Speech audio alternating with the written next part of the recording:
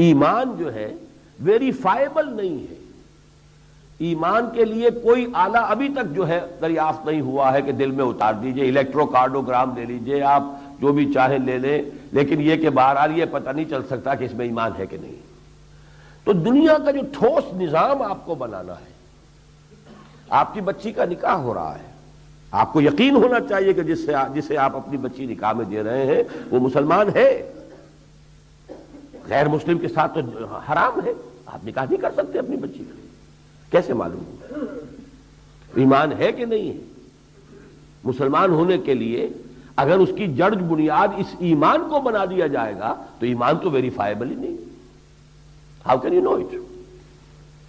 اسی طرح اسلامی ریاست کا یہ تو خیر آپ نے ہر جگہ ہی ہے کہ ہیڈ آف دی اسٹیٹ سوائے مسلمان کے اور کوئی نہیں ہو سکتا. مسلمان ریاستوں میں شاید کوئی بھی نہ ہو ایسی کہ جس کے اندر یہ شرط نہ ہو، لیکن یہ کہ میرے نزدیک تو اسلامی ریاست کا مکمل شہری صرف مسلمان ہوتا ہے.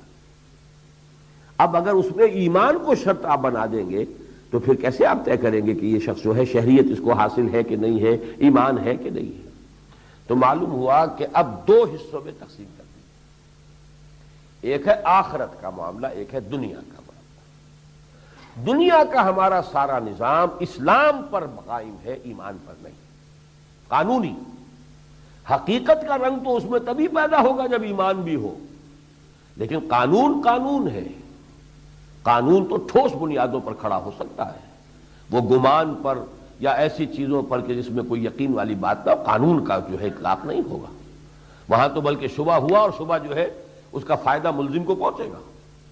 لہذا یہاں آپ کو کچھ ٹھوس بنیادیں قائم کرنی پڑیں گی کہ مسلمان معاشرے کا رکن کون ہے، مسلمان کون ہے. اسی طریقے سے اسلامی ریاست کا شہری کون ہے، کس کو وہ حقوق شہریت بتمام و کمال حاصل ہے، کون یہاں پر جو بھی ریاستی ذمہ داریاں ہیں ان کا اہل ہو سکتا ہے. یہ ساری چیزیں جو ہے ان کا تعلق ایمان سے نہیں ہے. یہ بات ہو سکتا ہے اب بھی بعض حضرات کو عجیب سی لگ رہی ہو، میں اس لیے ریپیٹ کر رہا ہوں. اس کا تمام تر تعلق جو ہے وہ اسلام سے ہے، اور اسلام کی تعبیر کی گئی اس میں لفظ شہادت ہے، زبان سے گواہی دیتا ہو کہ اللہ کے سوا کوئی معبود نہیں اور محمد اللہ کے بندے اور رسول ہیں. یہ تو اب ویریفائبل ہے، گواہی دیتا ہے کہ نہیں دیتا.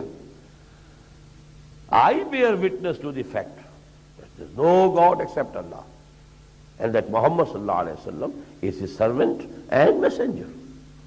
تو یہ جو ٹیسٹیمنی ہے یہ تو ظاہر کی بات ہے، یہ قانون کی بات ہے، اس کے اوپر سارا دار و مدار ہوگا. اس کے ساتھ چار چیزیں شامل کر دی گئی: نماز کی اقامت، روزہ، زکوٰۃ. یہ گویا کہ شعائر اسلام یا وہ پلرز جن کو کہا گیا ارکان اسلام، ان کو شامل کر دیا گیا. یہ ظاہری چیزیں ہیں. منافق بھی اگر ہے، اگر وہ منافق اپنے آپ کو مسلمان شمار کرانا چاہتا ہے، یہ چاروں چیزیں تو کرنی پڑیں گی. البتہ دیکھیے یہ جو موضوع ہے جو میں اس وقت آپ کے سامنے عرض کر رہا ہوں کہ دین کا وہ کون سا پہلو تھا جو تشنا رہ گیا تھا یا جو مبہم رہ گیا تھا، جس کو سکھانے کے لیے اللہ تعالیٰ نے حضرت جبرائیل کو اس طرح سے بھیجا ہے. تو اسی کی اہمیت ہے کہ جس کی وجہ سے امام ابو حنیفہ کی تو واقعتاً تصنیف ہے ہی صرف ایک. باقی سارے فتاوی جو ہیں ان کے، یہ ان کی کوئی کتاب نہیں ہے، کوئی مرتب کتاب نہیں ہے. یہ تو فقہ حنفی کے جو فتاوی ہیں ان کے شاگردوں کے حوالے سے پھر یہ مرتب ہو گئے ہیں. تصنیف کوئی نہیں ہے امام صاحب کی سوائے الفقہ الاکبر، اور الفقہ الاکبر میں ان مسائل سے بحث کی گئی. یہ در حقیقت وہ الفقہ الاکبر ہے. سب سے اونچی فقہ یہ ہے، بنیادی فقہ بھی یہ ہے، اونچی بھی یہ ہے کہ آپ سمجھیں اسلام یہ ہے، ایمان یہ ہے. اسلام میں کلمہ شہادت شامل ہے صرف ایمان کا، اس سے آگے کی چیز اس کے اندر وہ شامل ہی نہیں. اس میں تو پھر نماز، روزہ، حج، زکوٰۃ جو افعال ہیں، اعمال ہیں، نظر آنے والی شے ہیں، آنکھوں سے دیکھی جا سکتی ہیں، ان کو شامل کیا گیا ہے. اور اسی پر پھر جو اہم ترین فتویٰ ہے امام اعظم امام ابو حنیفہ کا، الفقہ الاکبر کا سب سے اہم فتویٰ وہ یہ ہے کہ کسی شخص کی اس کے عمل کی بنا پر تکفیر نہیں کی جائے گی. تارک صلاۃ کافر نہیں قرار دیا جائے گا، منکر صلاۃ کافر قرار دیا جائے گا. تارک صلاۃ مجرم ہے، تعزیر ہوگی، اسے مارا جائے گا، اسے جیل میں ڈالا جائے گا. بعض حضرات جو ہے قتل تک کے بھی اس کا فتویٰ دیتے ہیں، بعض فقہا، امام صاحب نہیں دیتے، امام ابو حنیفہ کے نزدیک نہیں. وہ یہی ہے کہ اس کو جیل میں ڈالا جائے یہاں تک کہ وہ توبہ کرے اور وعدہ کرے کہ میں نماز پڑھوں گا پابندی کے ساتھ، تب چھوڑا جائے۔ باقی بعض حضرات اسے، لیکن ان میں بھی پھر اختلاف ہے کہ آیا تعزیراً کہا جائے گا یا یہ کہ حداً۔ حد تو اس صورت میں قتل کی ہوتی جب اسے مرتد مان لیا جائے، تو بعض لوگ اس انتہا تک چلے گئے ہیں کہ جو تارک صلاۃ ہے وہ کافر ہو گیا، مرتد ہو گیا، اور اس کو قتل کیا جائے حد کے طور پر کہ وہ مرتد کی حد اس کے اوپر اجرا کر دیا جائے۔ لیکن امام اعظم امام ابو حنیفہ، جن کے بارے میں میں پورے اطمینان اور اشراع کے ساتھ کہتا ہوں کہ جو سینس آف لا اللہ نے حضرت امام ابو حنیفہ کو عطا کیا تھا، اس کی شاید دنیا میں کہیں کوئی مثال نہیں ملی۔ اس قدر باریکی کے ساتھ انہوں نے جا کے معاملات طے کیے۔ اتنی بات کہہ دی لا یزید ولا ینقص، بظاہر کتاب و سنت کی اتنی بڑی نفی ہے، قرآن میں ایمان کے اضافے کا ذکر ہے، ما زادہم الا ایمانا و تسلیما، قرآن کے الفاظ، زادتہم ایمانا، ان کے ایمان میں اضافہ ہو گیا۔ وہ کہتے لا یزید ولا ینقص، قرآن کا انکار کر رہے ہیں۔ نہیں، در حقیقت وہ اس کا قانونی پہلو ہے۔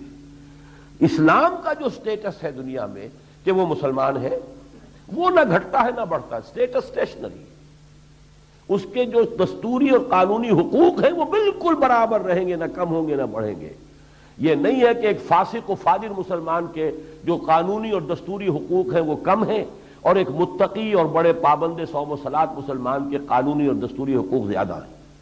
لا یزید ولا ینقص، اس معنی میں ایمان نہ بڑھتا ہے نہ گھٹتا ہے، وہ تو ایک جگہ پر کھڑا ہے، بلکہ وہاں تو یہی ہوگا یا ہے تو پورا ہے، آل اور نن لا، یہ ہمارے ہاں فزیولوجی کا ایک قانون ہے، آل اور نن لا۔